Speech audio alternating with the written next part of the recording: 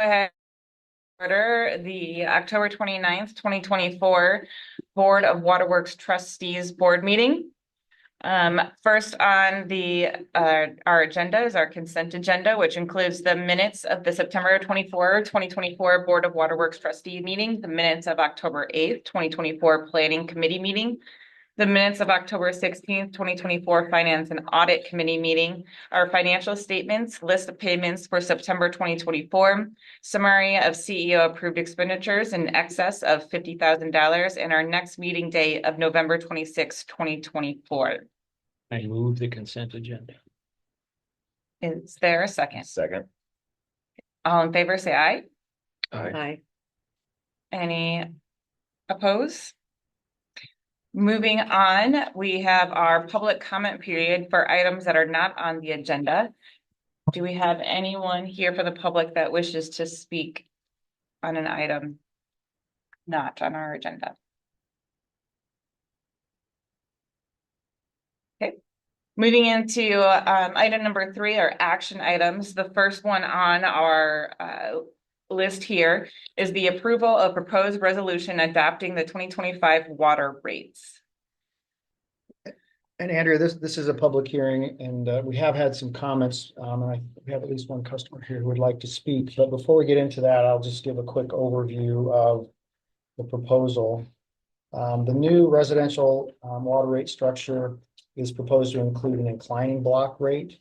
That proposal is being made to ensure that rates are appropriately recovering the cost based on the demands that customers place on the system related to typical household use, but then also seasonal water use for things, for example, lawn watering. The proposed inclining rate structure is designed around what is an industry standard of about 6,000 gallons per month per household. Probably 90% of our customers, our residential customers, use less than 6,000 gallons each month. Customers using less than 6,000 gallons per month under the new inclining block rate proposal will actually see a small savings in their water bill. Customers using between 6,000, which is kind of the industry average, and 9,000 gallons a month will see a small increase. And then customers using more than 9,000 gallons a month will see a higher water rate for those higher usage amounts. We're also proposing an increase, but no rate structure change for our non-residential, commercial, and industrial customers, which would be 7% is the proposal. And wholesale water rates for our remaining wholesale customers. We're also recommending a restructuring there where there will be a volume rate based on gallons used per month, but there'll also be a fixed fee based on the maximum day usage for those wholesale customers throughout the year.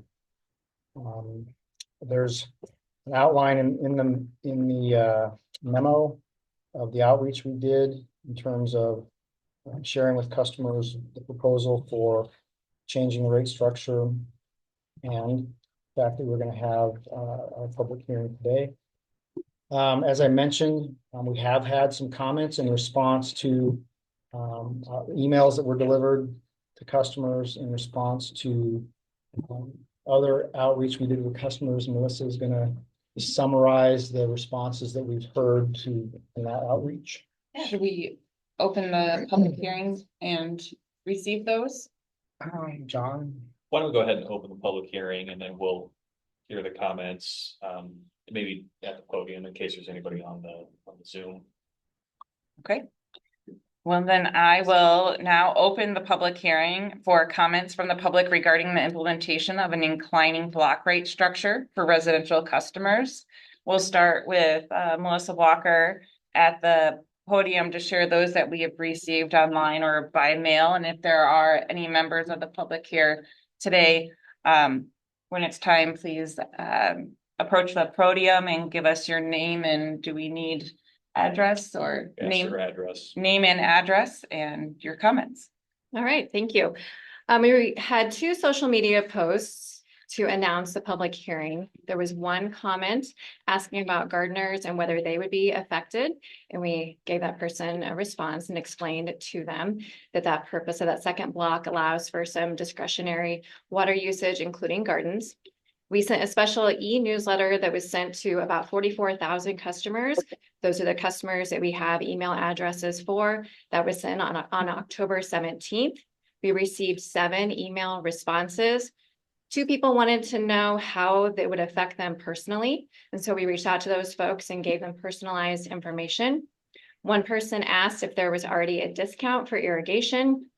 One person said the concept is flawed and suggested that if we are concerned about capacity, we should look at off-peak rates for watering, for example, between 1 and 4 a.m. They also asked for a definition of excessive watering. 2 people said they are tired of seeing their water bill go up every 6 months and that it just went up.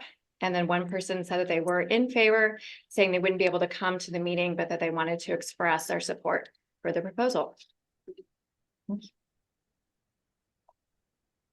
Do we have anyone here in the room that would like to share some comments?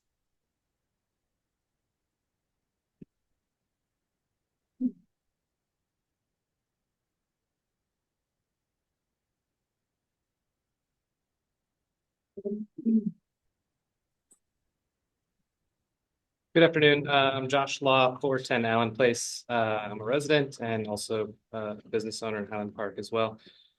I do see the reason for like it, as far as the residential side, the structure used to be, you know, just for a lay person. I have not become a water expert in the past 24 hours or anything like that, but it used to be, you know, your first batch of water was the most expensive, the less expensive, then less expensive. And now you basically reverse that trend. It's getting more expensive as you move up. So that's how I understand that.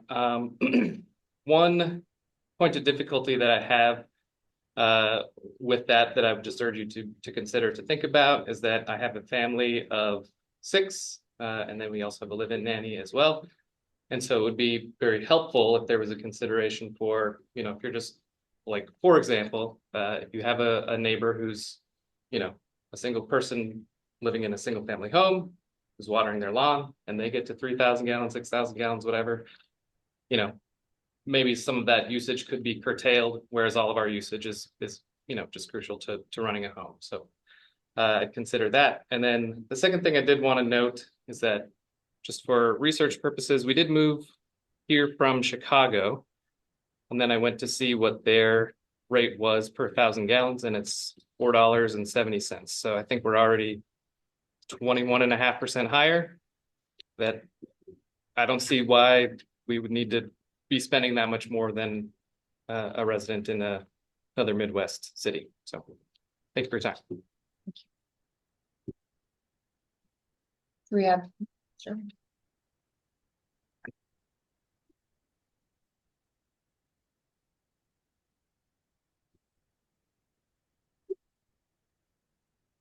My name is Tim Oswald and my address is 10 52nd Street. I will be affected ever so slightly for 3 months out of the year, 4 months out of the year. I get that. I think sitting in your shoes is a difficult task. Quite often people like me show up and tell you everything that you're not doing correctly. I don't intend to do that. I intend to tell you that I support the proposal. I do think our industry is moving towards, if not hourly, minute calculations. And so to the extent you're not investing in the telemetry or whatever the correct word is, I encourage you to consider starting to do that. We certainly see other utilities, primarily on the electric side, but I think water's going in that direction where the calculation of peak usage will be second by second. So I encourage you to consider, as you move forward, to consider spending some money and investing in that calculation. Thank you. Thank you.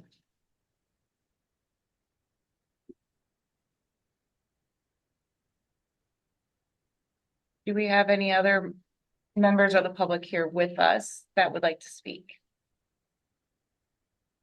Do we have any members online?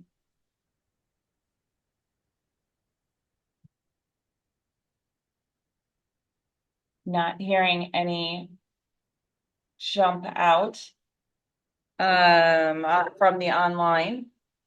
I will then ask for a motion to close the public hearing. So moved. Second.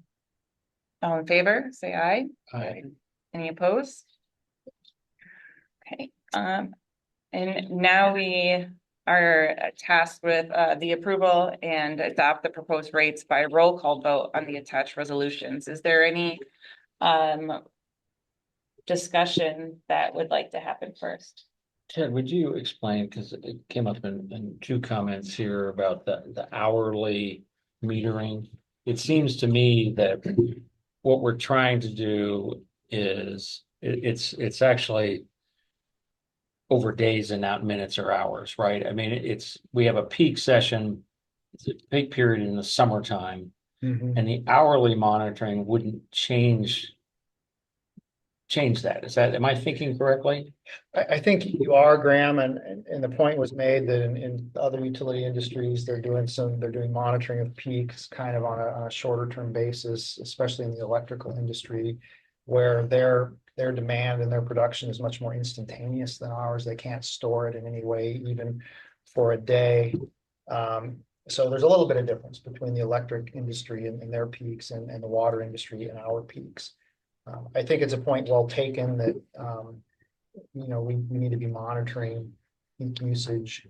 We're always moving in the direction of better metering and better monitoring. But in this case, we're really looking at consumption per day. Over the period of a day, we can store water in our system, in our clear wells, and our towers that help us meet peak hours for a day. And then we refill those overnight. So from our perspective right now, and what we're trying to get at with this change is more of a daily peak thing than an instantaneous peak. And it's even more than a day, right? I mean, it's like the month of August. I mean, it's a longer period of time. Well, it is in terms of that seasonal usage. Most of that usage happens in the summertime, June, July, August, maybe September. Right. But it's really the peak amount of water we need to create in a day over that period of time. Okay, I get it. So if we have to have 100 million gallons worth of production capacity every day in June and July, and then today we're 55, that difference is the extra capacity that we have to support with revenue from that seasonal usage or primarily lawn watering. So it's a little bit different. The point's well taken. But to put it, we're looking at a daily peak. Right. Not to put too fine a point on it. I mean, if the extra usage is coming from irrigation and they irrigate it in the middle of the night as opposed to the daytime, right, that doesn't really impact us. That does not help. It's still during that day. We have to produce it that day. And so it really doesn't, it will help reduce. If we can spread it out evenly throughout the whole day, it could help reduce the instantaneous peak, but as long as they use it that day, we still have to produce it that day. Nathan, I don't know if you have perspective on that. It's more. Yeah, I just said. Usually, actually, when we have an irrigation, our highest demand is in that morning because most people are irrigating right before the sun comes through. So that's the only thing I would add. Yeah. Yeah, but it's a daily peak as opposed to an instantaneous question for us.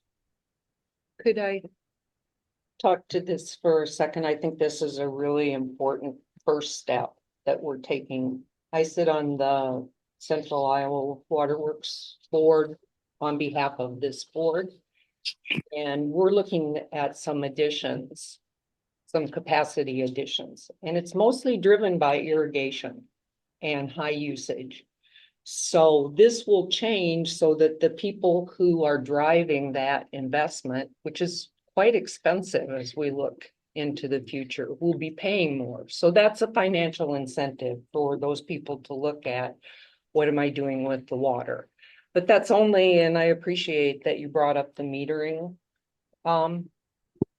Question, because there's other things that we can do too, and I think that we will be looking at those things. This is the rate, the financial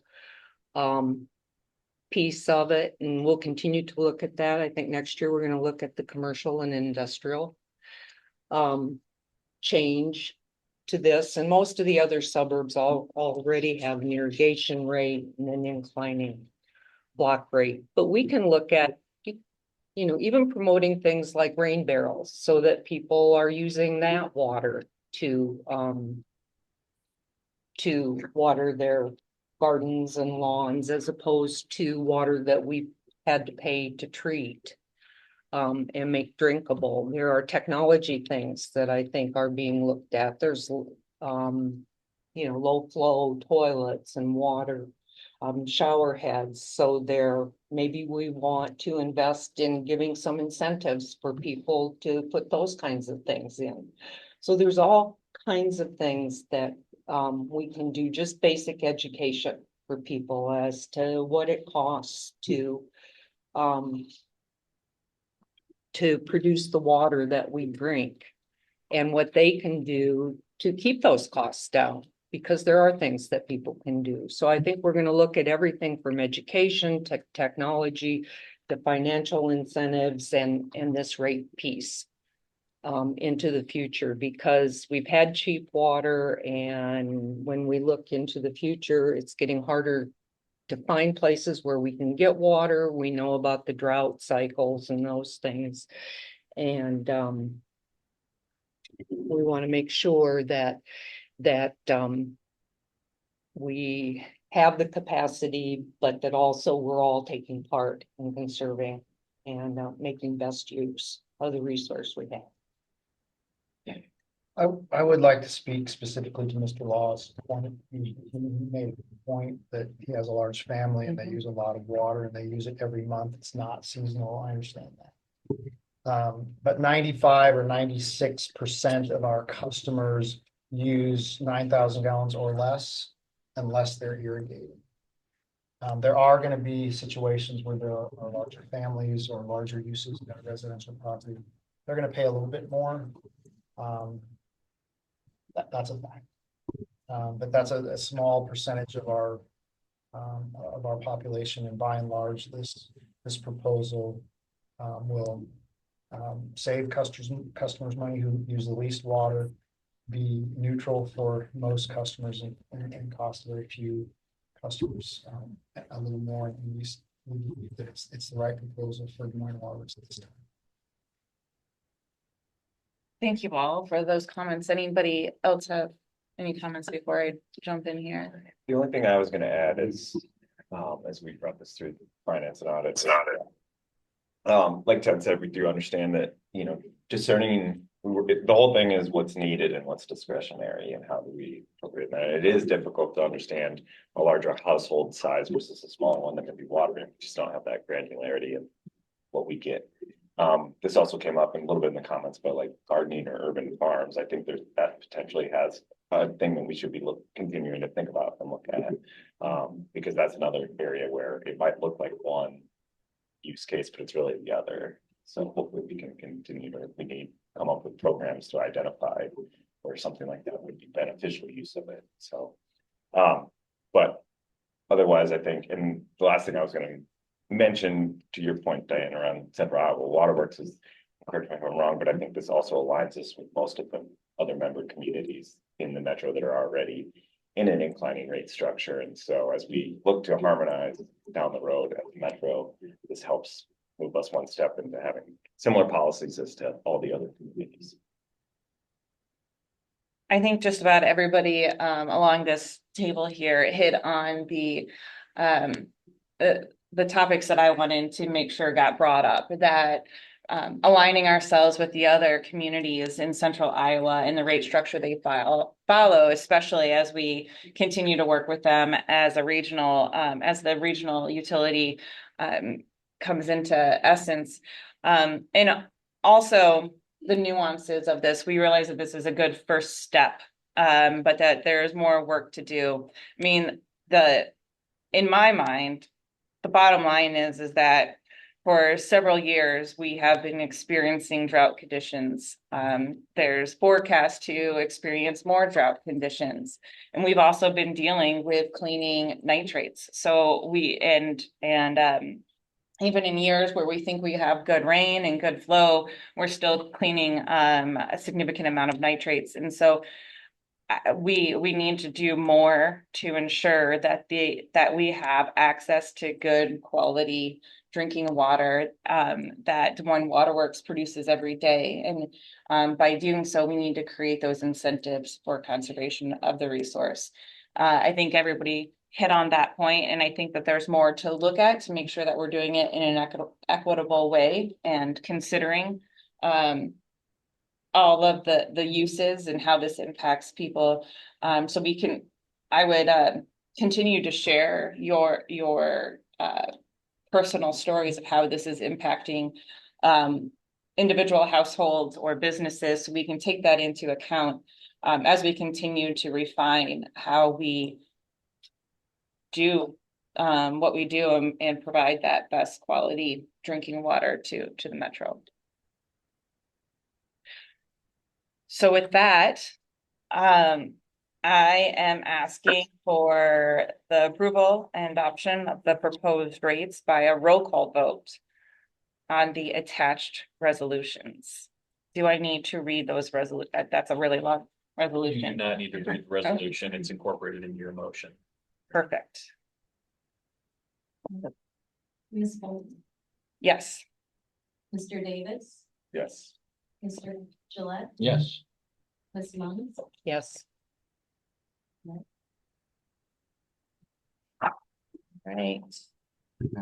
Then moving on to item 3B, which is our 2025 corporate insurance. Andrew, every year this time, we renew our corporate insurance policies. The different policies are listed there in the memo. Those of you who were in attendance at this month's Finance and Audit Committee heard the discussion about the price, the shopping that we were doing and the challenges that we were seeing with insurance rates, largely because of natural disasters and things that are happening across the country and costing insurance companies significant amounts of money. In the end, we were able to secure all of the appropriate insurance coverage for a total that is only slightly more than what we paid for all of our lines of insurance in the previous year. And so we are here today asking that the board accept the insurance renewal program as assisted or as submitted by Assured Partners and as shared at the Finance and Audit Committee meeting earlier this month. So I need a motion to accept the insurance renewal program submitted by Assured Partners not to exceed $1,397,302. So moved. Second. I just have one question. Our agreement with our broker, when do we renew that? Is that? We have a The broker multi-year agreement. agreement with broker? I mean, I think it's working well. I just, yeah, I don't know the answer to that off the top of my head. Yeah. I mean, I like that Pleased with Assured Partners services. in the flat fee, I like. Yeah. I think it works well. I was just curious where we were with that. Let us get back. Okay. Yeah, I appreciate, Amy, the information. When we had the meeting, we didn't have some quotes because they were still working to see if they could find it. And we got a memo after that they had found. They work really hard. Yeah. Yes. Okay, we have a motion on the table. All in favor, say aye. Aye. Any opposed? Item 3C is the proposed 2025 budget, and we're here to establish a public hearing as a date of the November 2024 board meeting. Andrea, I would provide a little context here. I think it's important to note that the 2025 budget, a big part of our budgeting process this year was integrating the whole Central Iowa Waterworks 28 and 28F agreement and our operations and how that is going to kind of marry with Central Iowa Waterworks operations. The budget for 2025, our budget, Moines Waterworks budget, it's based on anticipated operating revenues of 76.6 million. Proposed operating budget just over 62 million.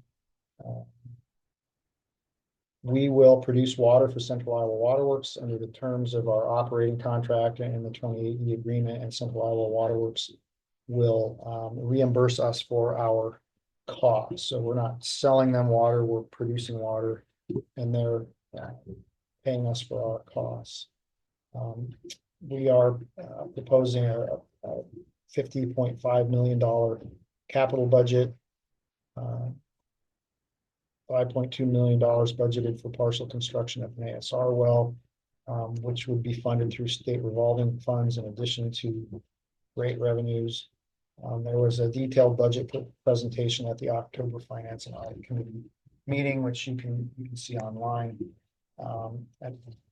We're here today simply to request that we establish a public hearing for the date of next month's board meeting to act on and approve the 2025 budget. Can I have a motion to establish the date of the public hearing as the date of the November 2024 board meeting to act on the approval of the 2025 budget and direct staff to publish the notice as set forth by the board policy manual? So moved. Second. All in favor? Wait, Oops, I got- sorry, yeah. yep, sorry. One question. Again. Diane, this information has made its way to Central Iowa Waterworks, right? I mean, have they reviewed this information? And the reason I asked that about these budget numbers, and they probably have it in great detail. And as they do, I'm just curious to know questions, concerns, confusion that they may have about some of these numbers. I mean, this is the first time we're gonna do it. Yeah. And so if you could, and you maybe don't have anything to say now, but Yeah. at a later meeting, I'd be interested to Right. know. I appreciate that, and I don't know, Kyle, I know you spend a lot of time with the technical committee and I know you have spent a lot of time with the technical committee, but and Amy and Ted, I think that everybody is pretty aware of this, and I think the communities also, when we looked at it, were given really good estimates Right. of what was going to happen under Central Iowa Sure. Waterworks. I would just add that we worked really closely with PFM, who is Central Iowa Waterworks financial advisor. And they are very, I think, there's a lot of clarity related to our operating production related expenses that rolled into the Central Iowa Waterworks budget. The capital budget has also been considered. So I actually think that there is a solid understanding. And I hope they're right. I don't expect anything. I guess what I'm asking is as we move forward with this relationship, if there are even tiny red flags that are waving, I think we should, we should jump on it and solve those problems early. I will say, and I think I'm going to talk about this later in the report, that the board is extremely engaged It seemed to in be. the whole process. Yeah. I've been really pleased with that. Been going to the tours, and there's a lot of That's great. questions that are asked. That's great. Any other questions or comments? Okay, we have a motion. All in favor, say aye. Aye. Any opposed? Item 3D is to receive and file the 2025 cost of service report. Andrea, this again is all part and parcel of the budget, the rates, the cost of service. They all kind of come together here every year in October. Every year we do a cost of service study. Most recently, we've been basing our cost of service on a model developed for us by Raftellus. We input our proposed 2025 budget into the cost of service model. That informs our rate decisions and the rate making that we just approved in item A. Also of interest related to the cost of service model this year is the fact that We have very few wholesale customers anymore. Those have all come out now. All the members of Central Iowa Waterworks are now in their cost of service study, if you will, and just Bondurant and Altoona are still wholesale customers in our cost of service study. Amy shared with me that they have met with the majority, if not all, of our total service customers and have communicated cost of service results to Bondurant and Altoona via email, so everyone is aware of the cost of service and rate implications. So we're here today just to ask the board to receive and file 2025 cost of service study, which was also discussed at the Finance and Audit Committee meeting. Can I have a motion to do that, to receive and file the 2025 cost of service study? So. Second. Any questions or comments? I'll just make the comment. I was surprised when I saw it. We changed to a different rate structure for Altoona and Bondurant, which we had told them we were going to do. But Altoona was nowhere near paying their cost of service. And I think with the change to a fixed rate, that it will bring it closer. It's still not there, but it is closer than it's been. So, and I hope that was no surprise to them because It should not be. thank you.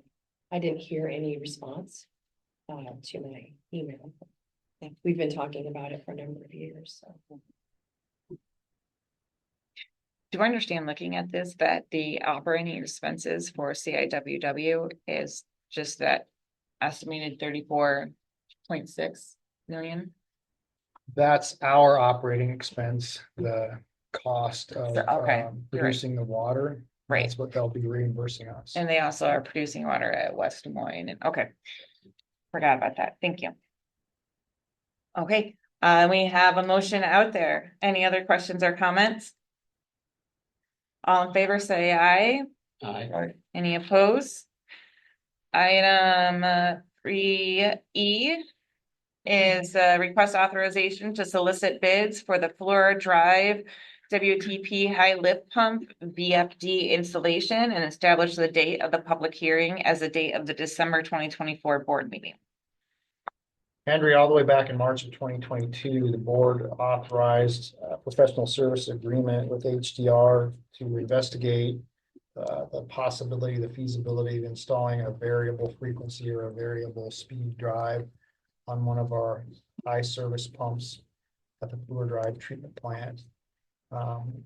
They determined that that was a viable option, and so in March of this year, the board authorized us to issue a purchase order for acquisition of a variable frequency drive for one of the high service pumps here at the Flora Drive treatment plant. We're expecting that drive to be delivered in February of 2025. So now we are here to request permission to solicit bids for an installation contract. The plans and specifications for that are nearly complete. Engineer's estimate there is just less than $1 million for the installation, and we're asking for that authorization to request or to solicit bids. Is there a motion to authorize staff to solicit bids for the Flora Drive WTP high lift pump VFD installation and establish the date of the public hearing as the date of the December 2024 board meeting? So moved. Second. Any questions? All in favor, say aye. Aye. Any opposed? Item 3F is to request authorization to solicit bids for McKinley Avenue water main replacement from Southwest 9th Street to Southwest 14th Street and establish the date of the public hearing as the date of the December 2024 board meeting. Andrea, in advance of the city's reconstruction of McKinley Avenue between Southwest 9th and Southwest 14th, we are going to go in and replace about 2,500 feet of water main, because the water main that is there has a history of main breaks, and we want to get that out of the way in advance of the city's repaving. Preparation and plans and specs for that project are nearly complete. The city is actually going to reimburse us for a small amount of work that we're doing. And that will be helpful to them, including some clearing and grubbing, some storm sewer, some pavement removal and site work. So we are requesting authorization, solicit bids for the project, with the understanding that the city will reimburse us for about $55,000 of the $1.3 million cost. I have a motion to authorize staff to solicit bids for McKinley Avenue water main replacement from Southwest 9th Street to Southwest 14th Street and establish the date of the public hearing as the date of the December 2024 board meeting and direct staff to publish notice as provided by law. So moved. Second. Ted, when the city first stepped up its redoing of streets in Des Moines, we had a little trouble because they were moving so fast and, you know, keeping up with them and paying for things. How is that relationship working now? I'll make a couple comments and then I'll let Lindsay answer more fully, but we did work with the city. They actually provided us a couple of $1 million of their infrastructure funds specifically for use in replacing water mains on some of those streets that they were replacing so rapidly. That was helpful. I think, but we'll get a confirmation from Lindsay. I think that their pace of construction has slowed a little bit, and so we're having a better time keeping up. But Lindsay, what would you add? Yeah, I would just offer that it's kind of slowed down, so we're, and we've staffed up also, so we're able to keep up pretty good with the city. And we're meeting with them regularly to talk about projects and how we can collaborate. Good. That's what I wanted to hear. Any other questions? All in favor, say aye. Aye. Any opposed? Moving on to item 3G is to request authorization to solicit bids for the 2024 Waterworks Park Road project and establish the date of the public hearing as the date of the December 2024 board meeting.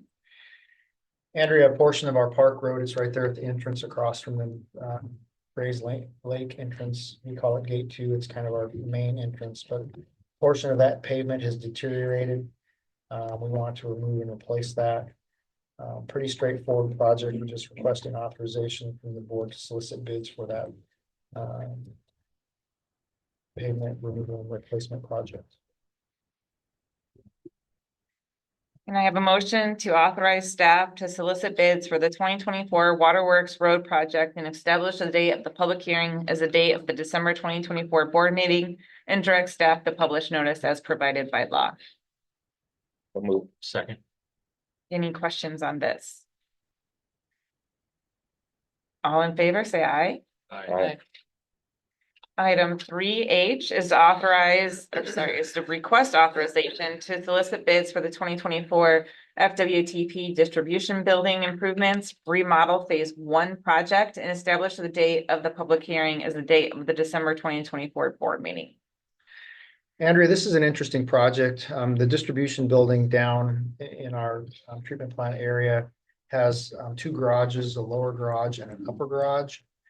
The upper garage has a fairly steep ramp that allowed cars to move from the ground level up to that second floor parking garage. That ramp has always been a little bit of a challenge because it's so steep, and so in the wintertime, had to keep it very clean. They had to apply a lot of salt to keep it clear so that we weren't skittering down ramp trying to get in or out of there. That ramp has been deteriorating over time, and it's long leaked into the storage area below. It was kind of a mess.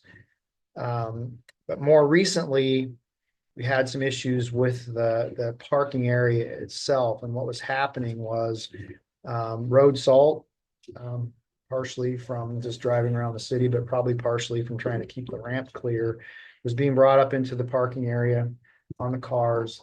It was getting on the concrete, getting into the concrete and causing some corrosion within that slab. And we started seeing fairly significant chunks of concrete fall off the bottom side of that slab, which was bad because it was falling into the parking area below, falling on cars. Unfortunately, it didn't fall on any people. But a couple of years ago, it was determined, there was a structural evaluation done. It was determined that that area was no longer well suited for parking vehicles, and so those vehicles have been parking outside. We did some structural repairs on that area, and so now it's in good condition, and it's available to be repurposed for office space, meeting space, storage space. We're always looking for space, but it's no longer usable for parking. That being the case, we don't need the ramp anymore, and we're not going to take cars up there, vehicles up there. The ramp is in serious disrepair now.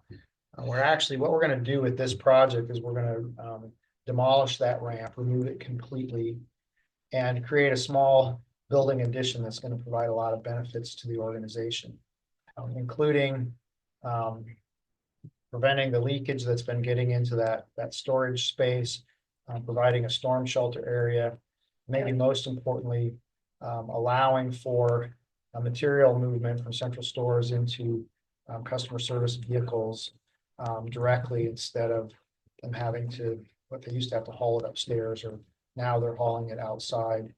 And they'll be able to make that transfer of meters and MTUs and all the things that the customer service folks use on a daily basis inside this small addition. So what we're here to do today is request permission to solicit bids for this 2024 fuel distribution building improvement phase 1, so that we can move forward with demolition of the ramp, repurposing that space, and adding that functionality that I described. Can I have a motion to authorize staff to solicit bids for the 2024 FWTP distribution building improvements remodel phase 1 project, and establish the date of the public hearing as the date of the December 2024 board meeting, and direct staff to publish notice as provided by law? So moved. Second. Any questions then? So the vehicles that were once stored here are going to continue to be stored outside. That's the current plan. They will be parked outside Okay. for the foreseeable future. Any other questions or comments? Great. All in favor, say aye. Aye. Any opposed? Next item is the request authorization to execute 28E agreement between Des Moines Waterworks and the city of Bondurant for design, construction, and funding of the Bondurant water utility improvement. Andrea, we have an existing pumping station. It was one of Southeast Polk Rural Water's pumping stations that provided water.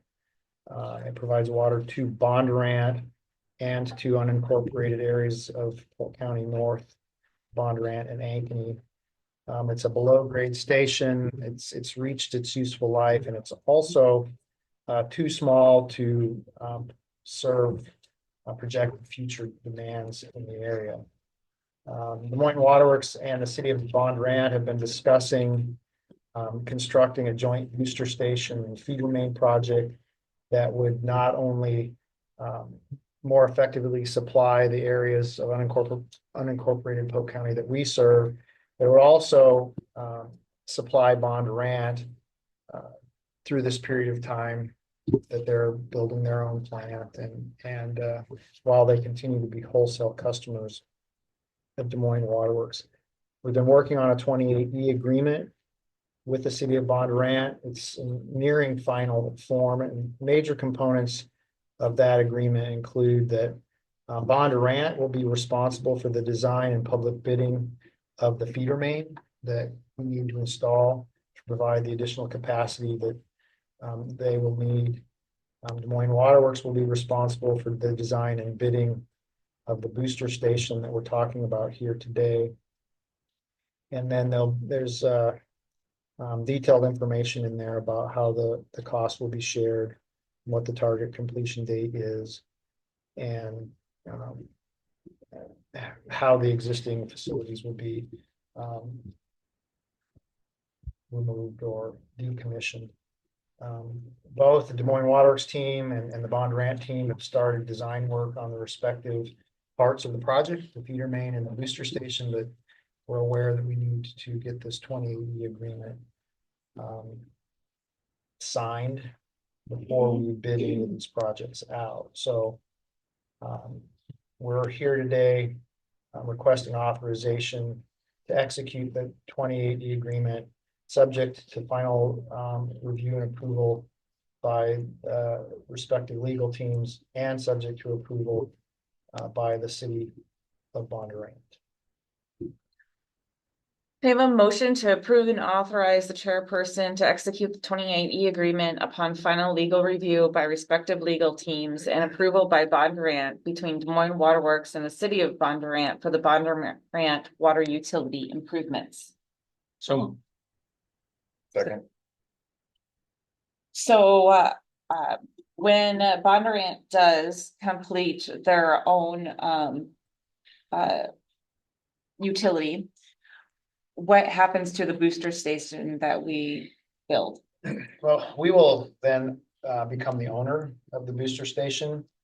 It's interesting, Bondurant has indicated to us that once they complete their plant, they're not going to take water from us anymore, even though they would be eligible to take water till 2045. But they've indicated that they don't intend to do that, that they intend to serve themselves going forward. So at whatever point they decide to serve themselves, the booster station will become ours to operate and maintain, as will the transmission lines. What redundancy does it serve where it's being built? Kyle, you want to comment on that? I know it's being moved further south and will provide. It's being constructed right near the same booster station that's there today. There's 2 pumps there today, providing about 1.5 million gallons per day with 1 redundant pump. The new booster station will have 3 1.5 million gallon per day pumps. We'll have 1 redundant pump there. It also will have generator backup. The current one does not have emergency generators, so we will be able to provide additional water in that area. So it's a much more robust, more redundancy in that design. Also above ground structure, so we don't have the hazardous entering the confined spaces floating underground with that. So Ted, when are they projecting that they'll be done with their plant? Pretty optimistic. 4 or 5 years, I would say, is probably realistic. So they're in need of this capacity for the next 4 or 5 years. Yeah, and then will they then be paid for the unamortized portion of their purchase capacity, or will it just be? No, they will Terminated. not. The purchase capacity, they won't get any payment for that. Just is gone. So then that capacity that we have reserved for Bondurant will be available to. It goes back to Central Iowa Waterworks and is distributed to the participants in Central Iowa Waterworks. Based on the same formula that was used to distribute original capacity. But it's not that much capacity. It's like 1.2. 1.2 million. Yeah.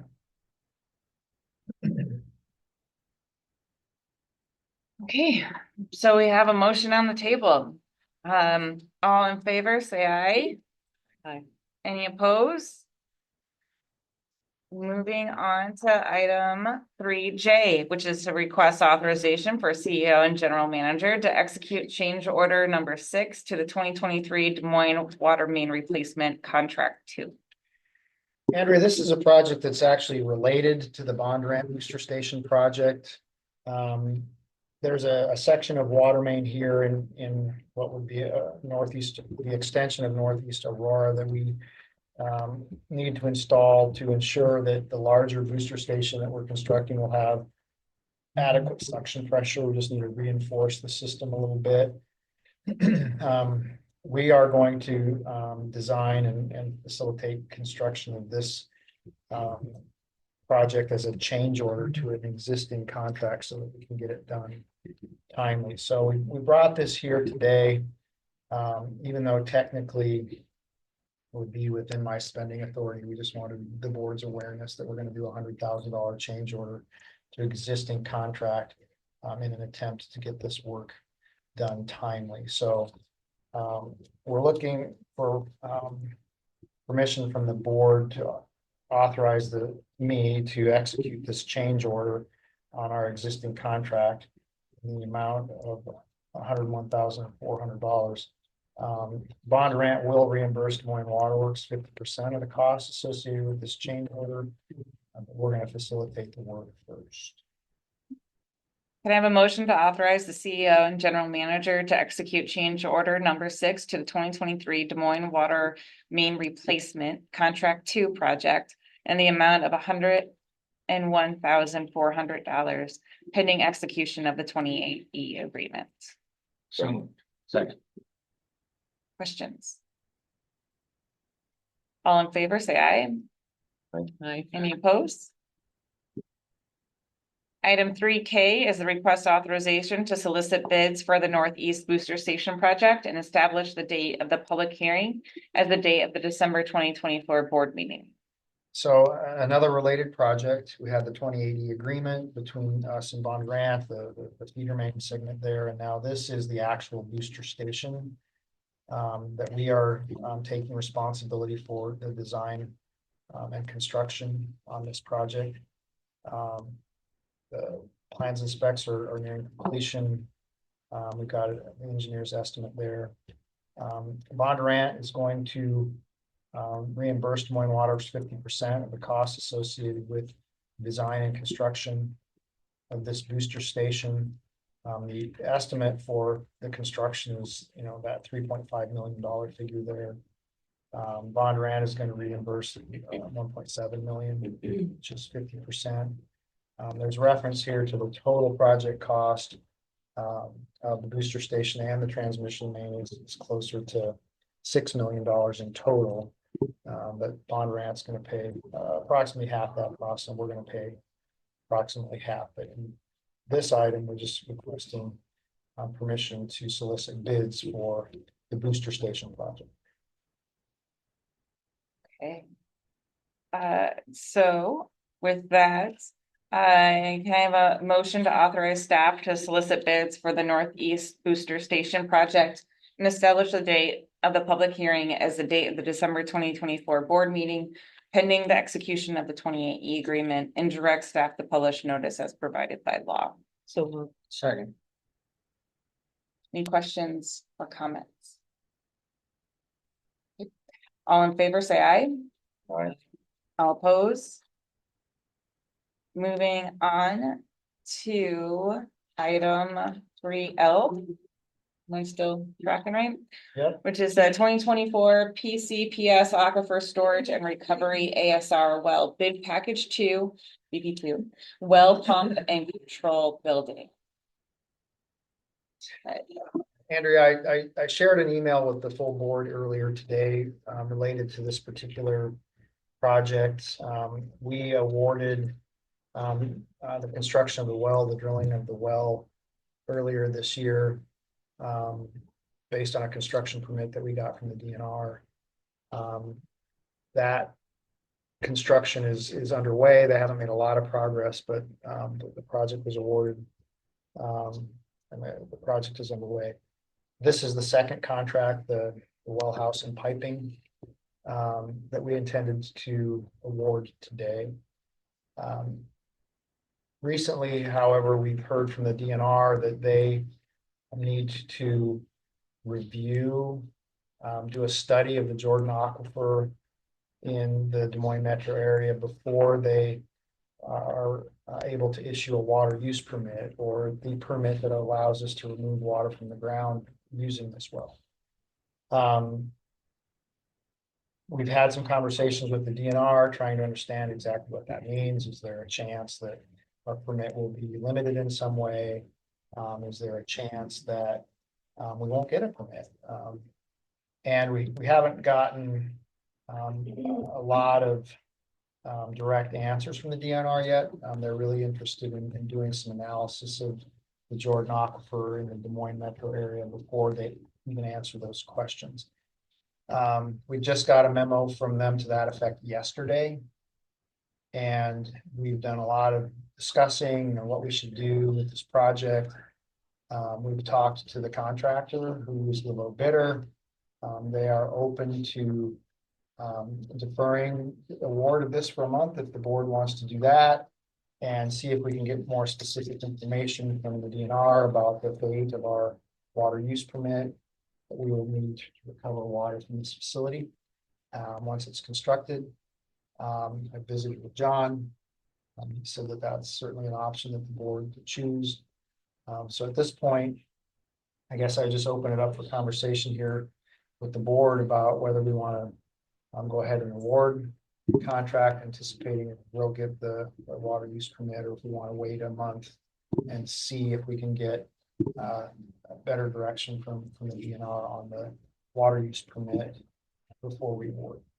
So this is a public hearing, and I am going to look at John and say, can we not open the public hearing until we have discussion on what we think is best to move forward? And do I need to make a motion as such? So the board agenda item is for the board to have a public hearing and consider award of the bid. If the board isn't prepared to take those actions today, the board wouldn't have to. So if it's decided by the board that you would rather defer this item for a month, you could take action to do that. And, republish public hearing and reset the public hearing for the November board meeting if you decided you wanted to wait to get more information from the IDNR. But in order to have that conversation amongst the four of us, You don't need to open the public hearing if you Okay. want to. But I could make a motion to defer this item to the December meeting. November. And that, I'm sorry, November meeting. I'm ahead of myself. I'll make a motion to defer this item to the November meeting. And to establish the date of the public hearing is the date of the November board meeting and direct staff to publish notices required by law. What he said. okay, do I have a second? I'll second that. My question before we go just is, if we still wanted to just, I guess, two questions, how long do these bids have a shelf life? And if we were to hold the hearing and authorize, but not necessarily execute the contract, would that give you the ability to at least have it in hand and we get it taken care of today? But wouldn't bind us on the contract if we're not awarded? Well, first of all, the bids have to be, the bids are good for 45 days.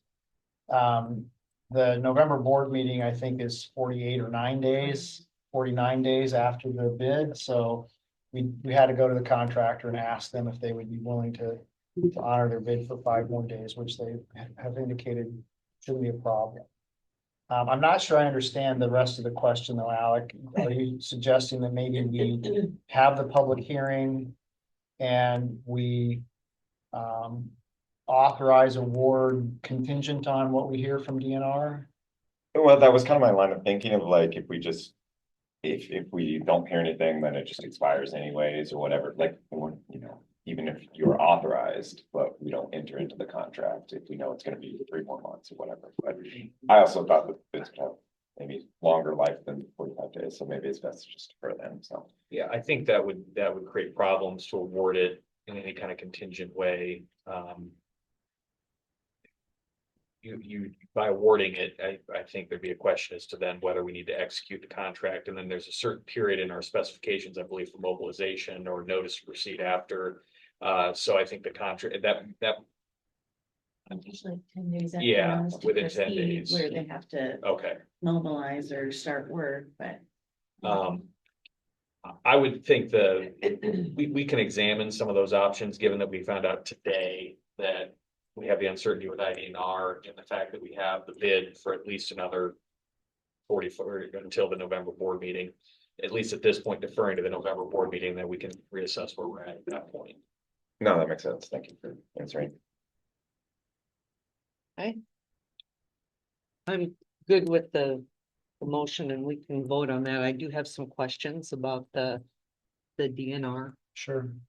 process and, I read the memo and we got lumped together. So it's not just our ASR, it's West Des Moines ASR too. That's correct. But that's an ASR impact on the aquifer is different than the other two, which would be extracting water from the aquifer. Right. Understand that an ASR impacts it, but we're putting water in there to store. Mhm. So is there any way that we could ask the DNR to bifurcate their study? Because there really are two different uses of the aquifer. I would think that that could take quite a while to study the impact on the. Yeah, a couple of things. One, that they've indicated that they'll try to give us an update on their thinking before our November board meeting. Now, they Mhm. likely won't have the study done. They indicated that they hoped they could have the study done by the end of the year, but I Really? think that's aggressive, honestly. I do. And I agree that ASR's storage wells are different than production wells. But I do think that the DNR is very interested in trying to understand what, if any, impact ASR wells have on the aquifer as well. Hmm. And I don't think they're ready to say it's as simple as we're putting water in before we take it out, so there isn't any impact. I think they want to study that before they issue these permits, and the fact that they've had so many of them all in a short period of time, including some production wells. I understand their interest in studying the aquifer. I just think the timing is unfortunate for us that we already have a construction permit. We've already started construction and we're ready to award another contract, and now they want us to. wait. Oh, and this will be our ASR. That's That will correct. be West Des Moines That's correct. ASR, but then the Central Iowa Water Works has in plans. Their plans for the future, the three existing ASR wells will be Central Iowa Water Works, but the Mhm. future ones are still quite a ways out, Okay, for Central Iowa Water Works. yeah, I mean, I support studying the impact on the Sure. aquifer. I think that's important to do, but I don't know how you get that done in a month or two. I don't think you will get it done. I hope they can give us indication of how it looks. I just think we need, a month to sort this out. And then hopefully we can come back. My hope is that we'll be comfortable awarding this contract a month from now and we'll have a better sense, but I don't think their study will be done. Draw some lines, connect my dots, or tell me that I'm out in left field here. We have been looking for water with the USGS drilling, correct? And we've been having a hard time finding it in the places we anticipated to find it. Yep. And now we're hearing from the DNR that they're telling us to hold up on water usage of the Jordan Aquifer. Are those things connected? No. Okay. The work we're doing with the USGS is in the shallow alluvial aquifer adjacent to the Des Moines River. And based on the experience we had with the two wells at Saylorville, we thought there would likely be other very productive spots. But what we're being told is we found the most productive spots when we did those first wells. But that's all shallow alluvial. This is deep Jordan. They're really not connected. Okay. There's two different things, both seemingly pointing towards there isn't as much water as we'd hoped in either place, but they're not connected. Well, I mean, that was my second thought, knowing this topic was coming up, and as we're talking about the inclining rate structure, there's a bigger problem here, with finding water and access to good, clean water, or access to water that we are able to make clean and then provide to our customers, in a economical manner. And so I'm very interested to see what the DNR has to say about the study. I'm assuming that this study is statewide or just in Polk County. Do we know? I think the focus will be in Polk County, but it'll probably have to be somewhat broader than that to give them the data they need, but I don't know that for sure. I mean, I went down in a very brief rabbit hole and found articles when they were talking in 2014 about the aquifer kind of not being, not having as much, the water levels declining. That was in 2014, and here we are 10 years later, needing another study. And to me, that is something to take note of. Yeah, I think that was from the comment period, or like talking about inclining block, talking about the budget, all of that is thematic. Talking about this is all the thematic of like, it's gonna cost more to make the water here, and so conservation is important. Absolutely. Diversification of sources, all that stuff there. So, yeah, this was another sign that we have growing demand and maybe not as much as supply as we thought. Absolutely. Any other questions or comments? Then we have a motion on the table, which involves deferring the public hearing to the November meeting. All in favor, say aye. Aye. Any opposed? On to item 3M, which is an additional public hearing on asset transfer to Central Iowa Waterworks. Andrea, it's well defined here in the memo, but the board held a public hearing on transfer of Des Moines Waterworks water production assets to Central Iowa Waterworks in December of 2023 as part of the approval process and adoption of the 28E agreement. The CIWW 28E agreement. We are moving towards operational commencement on January 1 of 2025, which is the date when the assets will actually be transferred to Central Iowa Waterworks. The documentation required to transfer the assets from Des Moines Waterworks to CIWW is being developed, and it's extensive. This is expected to be brought to the board next month. The notice of the public hearing that we held in 2023 contained detailed but somewhat general descriptions of the assets to be transferred. It didn't include precise legal descriptions to be used in the deeds and certain other instruments of transfer. In order to ensure there is no doubt from a legal title perspective that we're doing this right, we're proposing to hold another public hearing where the notice of public hearing would include significantly more detail, and that significantly more detailed information is attached to this memo. So we're here today to request permission to set a public hearing as provided in the attached, much more detailed resolution. So we need a motion to adopt the attached resolution, which is calling for a public meeting, a public hearing, and we need to do that by a roll call vote. So can I have that motion? So moved. Second. Any other questions before my question is, how many people reviewed these legal descriptions? Very sure. Why don't you ask how many hours? Yeah. How many hours and so. Enough. All right, any other questions or? Okay, All right, Ms. Bolton, yes. Mr. Davis, Yes. Mr. Gillette, Yes. Ms. Mones. Yes. All right. Okay, thank you for that. And we're moving on to our information items. First up is our board committee reports, Finance and Audit Committee. We had an important one, which is why we moved it back slightly, and then I forgot about it and Ted had to call me. But luckily I was able to join.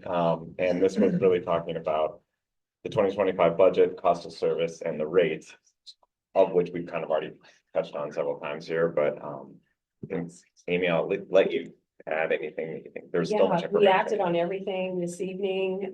Corporate insurance, it was also presented, and Jack Cara from Assured Partners joined. So my thanks to the committee for hanging in there for a marathon meeting. Yeah, and I think when we talked about the budget and the rates, obviously, unfortunately, we know that they are going up, and that's again to the theme It's because it's costing us more to find and clean the water for everyone. That theme unfortunately is gonna continue right now too, so.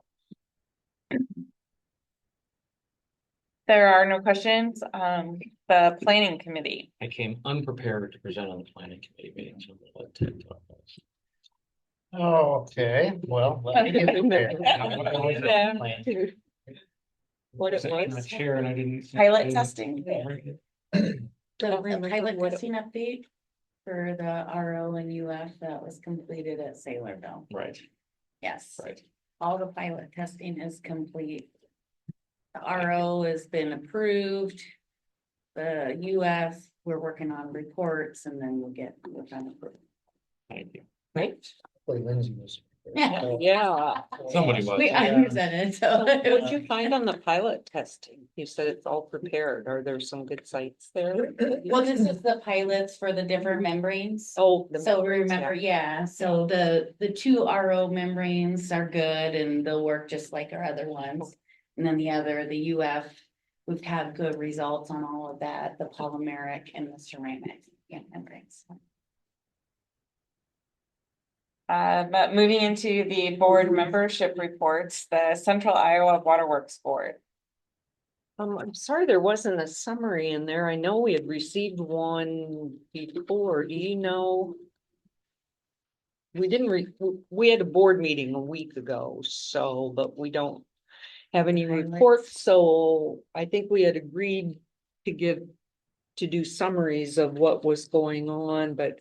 And as soon as I get that, I'll forward it to everyone, but I'll give you a quick oral report. In the last month, we have hired a new executive director. The executive committee worked with the recruiter. We had 44 people apply for that position. They narrowed it down to 17. The executive committee looked at those and said, let's interview these 5.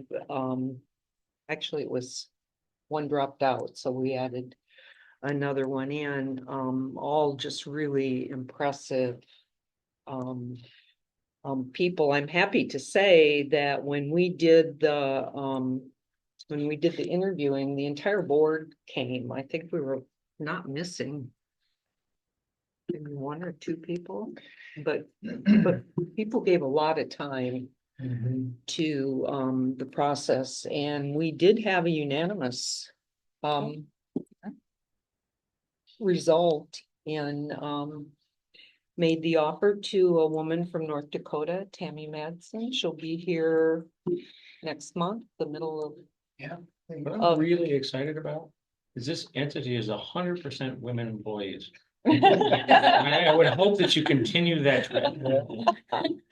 Well, everybody's really excited about her. She comes from a smaller organization, but much like Central Iowa Waterworks, she has a degree in hydrology. Just we're extremely impressed with her, and I think everybody is very excited, including the technical committee also had a role in this and spent time with the applicant. So it was a good process and one that was not divisive. We were great. Will there be an opportunity for her to meet with any of the boards? Will we get to meet her? I hope so. I'm sure she'll take time Okay. to do that, although that's the next part of my report is that I think we are on schedule to be operational on January 1. But the amount of work has just been, I think, staggering. To get that done. So I suspect that she will be thrown into it. The board did extend Bill Smith's interim contract to give some time there. Yeah, I hope so. And we're gonna try to do some meet and greets and give her, I know they've rented a house. Okay. But wasn't much time to make her changes and get here and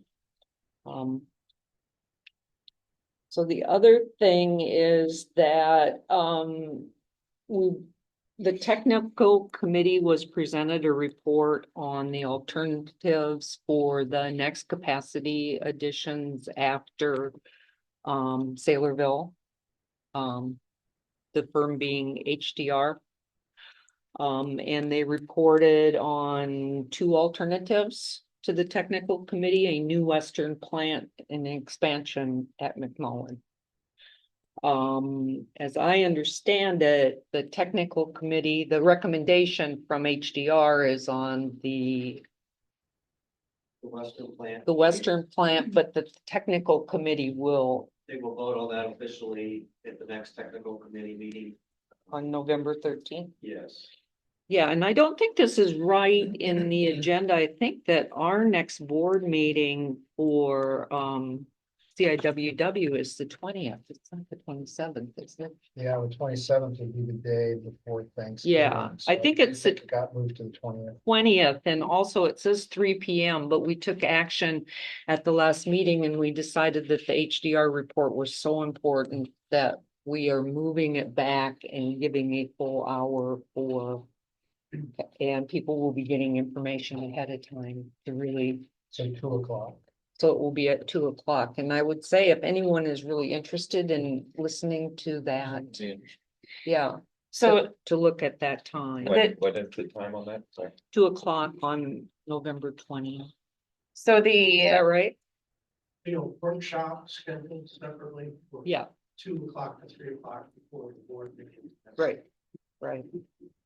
the technical committee votes on it as a recommendation. Recommendation To the- to the okay. board, yeah.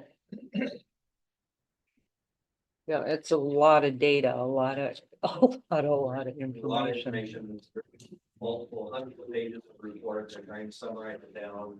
But I think the presentation will give you a good overview. Just for clarification, it's more than just those two treatment plants, there's other treatment plants. Those were the difference between the two major alternatives. So there is another treatment plant near the Saleville that's needed and expanding the Grimes facility to meet the growth for the next 25 years.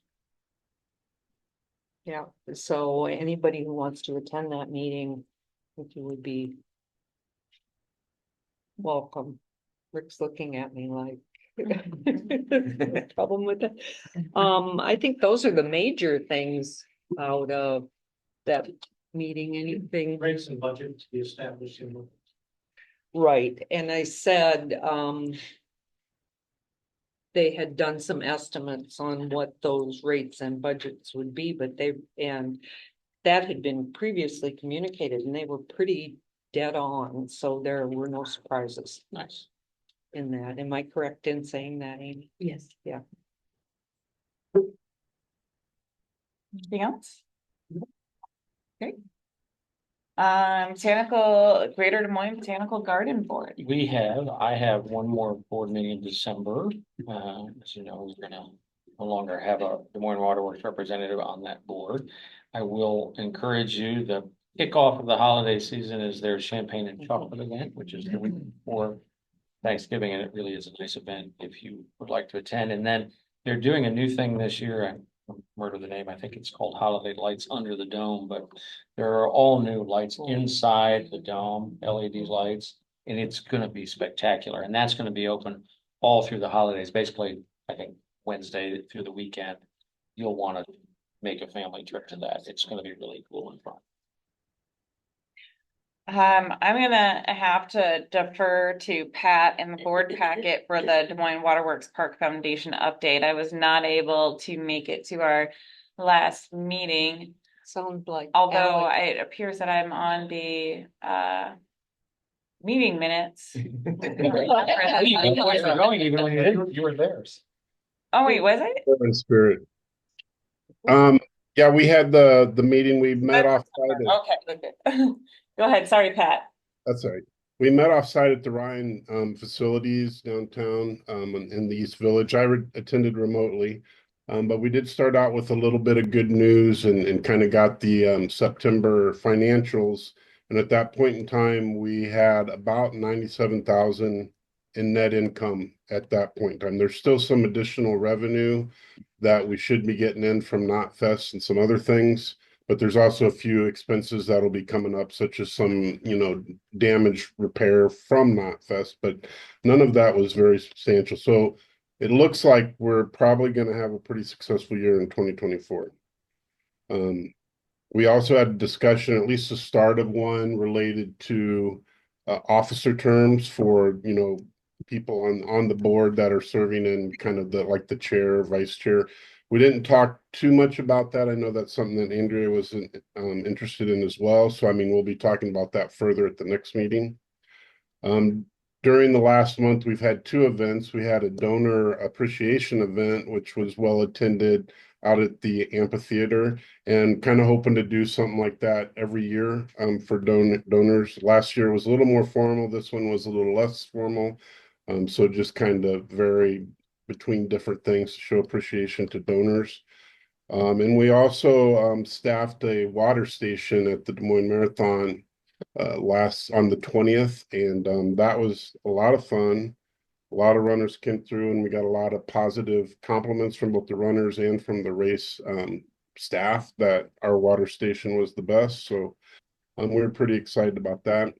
And there's really no additional programming for 2024.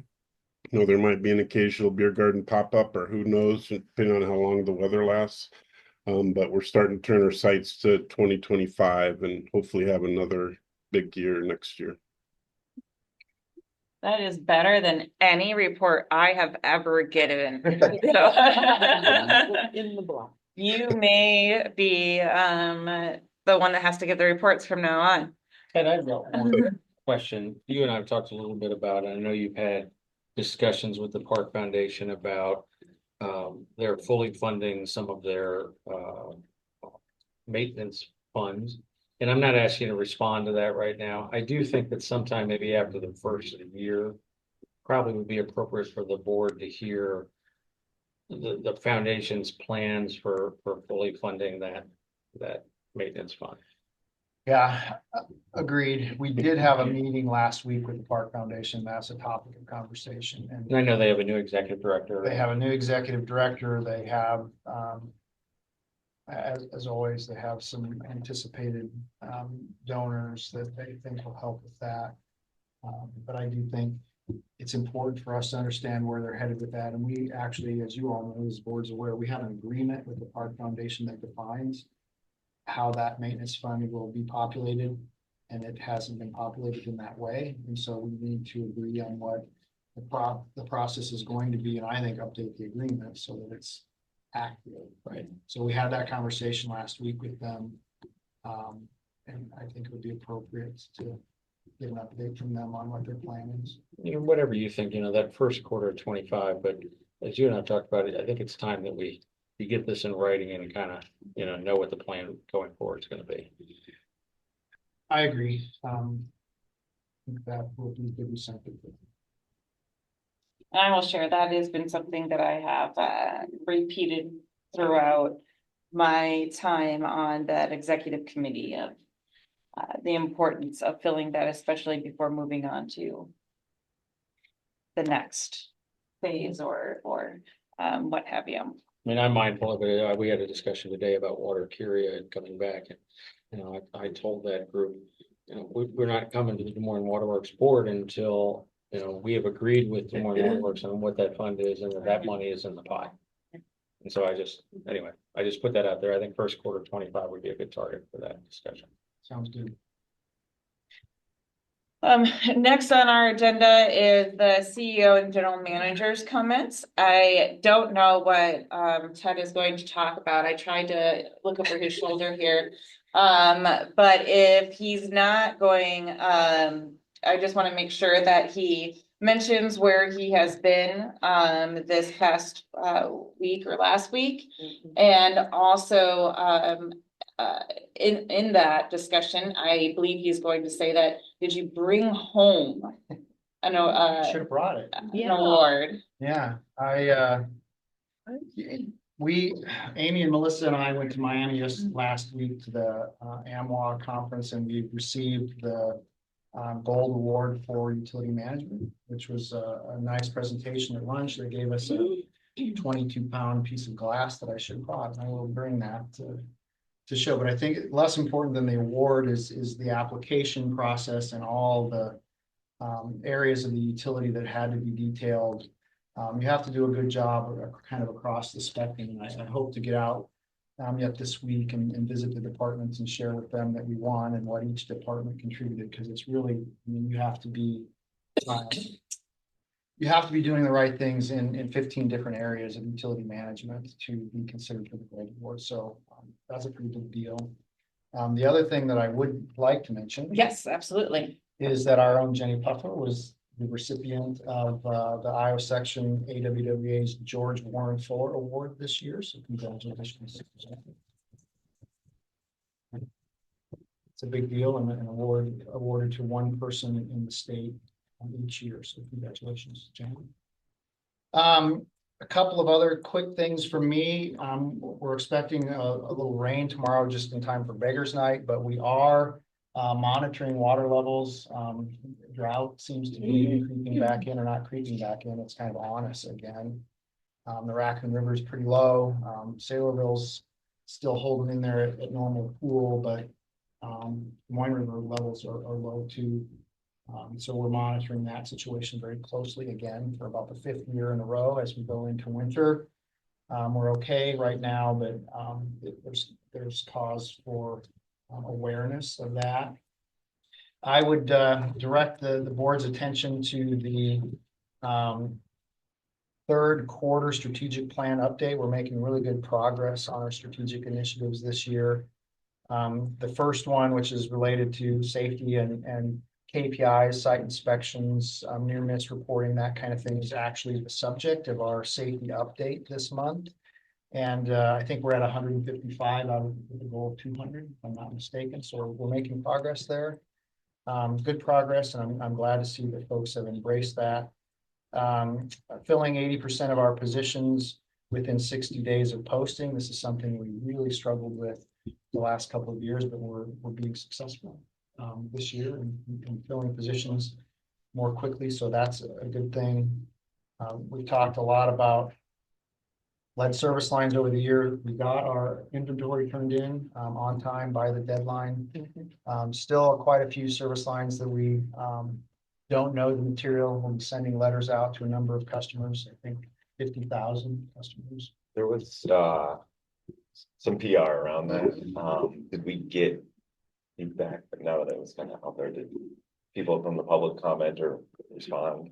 We haven't had a lot of feedback that I'm aware of. I expect we'll start getting a lot of feedback when we send the letters letting people know that we don't have record of the material of their service line. But I think it's really positive that we have a QR code in the letter that allows them the opportunity to scan that and fill out a survey and even take a picture of their service and upload it so we can start learning what these service lines are. So if people have questions or they're interested, they'll be getting a lot of information. They'll be able to follow up and self-report and provide us some of the information that we need. For the fun of it, if I received one of those letters, what is it besides the survey, which I imagine is going to ask me the age of my house and things like that? What is it going to instruct me to do as far as what am I taking a picture of and looking for? Well, it instructs you to take a picture of where the water line comes into your house at the meter. So you take a picture there. Hopefully, if you don't know what the meter is, there are some examples of what the meter looks like. You take a picture of that and upload it. It also directs you to have a dedicated person in dispatch who's going to be taking calls from customers who might have questions. It also provides a link to an EPA website that provides a lot of information about lead service lines and their replacement. What am I missing? Also a video that walks folks through step by step how to complete the process of inspecting their service line. It's a neat video. Our people are starring in the video. Oh, wow. Well-produced video of how to go in the basement and scrape the pipe and determine what material it looks like, take that picture. So there are 3 types of letters. One, if we believe you have a lead service line, if we believe you have a galvanized service line that needs to be replaced, and if it's unknown. So get any one of 3 letters, and hopefully we'll get a lot of information out of this round of letters, and we'll have way fewer unknowns the next time we submit our inventory. I know we talked about, maybe going to the city or to the legislature, looking at funds to help people. Where are we on thinking about that? We've got several things going on in that regard. Money was issued in the, bill, a bipartisan infrastructure law specifically directed at lead service lines. It was issued with the understanding that it would be distributed to water utilities through the, state SRF programs. That half of it would be forgivable, actually 49%, and the other 51% would have to be repaid as a loan. We don't believe that partially forgivable loans is a great way to go, because we have to pay that back. We have to come up with that money somewhere, probably through rates. So we've worked with Congressman Nunn to introduce legislation that would make that 100% forgivable. So that's one thing that we've done. We also worked with Congressman Nunn on a congressionally directed spending request. He's submitted a $1.4 million payment request for congressionally directed spending for Des Moines Waterworks to use in lead service line replacement. We're also planning to ask the state legislature to allocate $5 million a year over 10 years for lead service line replacement across the state. We have applied for 2 loans through that SRF program that I mentioned, the $12 million loan, $14 million loan. And we are continuing to look under every rock for funding that can be used. But Yeah, $1 million or $5 million statewide is. it's not gonna fill the gap, but Yeah. we're gonna keep working. I mean, I know I've thought about this before, and maybe when we start looking at when some of the money starts coming in on the asset transfer and whatever, maybe we take a look at a revolving loan fund for customers or something with some of that money to help our customers deal with this. But I mean, there might be some options. I think there are a lot of options, and a lot of communities, most of the older cities across the country are dealing with this. There's a lot of creative solutions, but also a lot of challenges. A lot of money. It's a lot of money. Yeah. And I don't think there will ever be enough federal funding to pay for it all. So, we have funding, we have rates, we have direct customer payment are kind of the ways, the levers that we have, and we'll be implementing all 3 of those in conjunction to try to get through this in the next by 2037. Do you think that, over that period of time where you have to put together your plan, and there will be any changes to the ruling? I know that you and I talked about some things like, if the lead service line was ever connected to your new line, you still have to replace it all. You think they'll look back at some of those things and make changes and lessen the restrictions at all?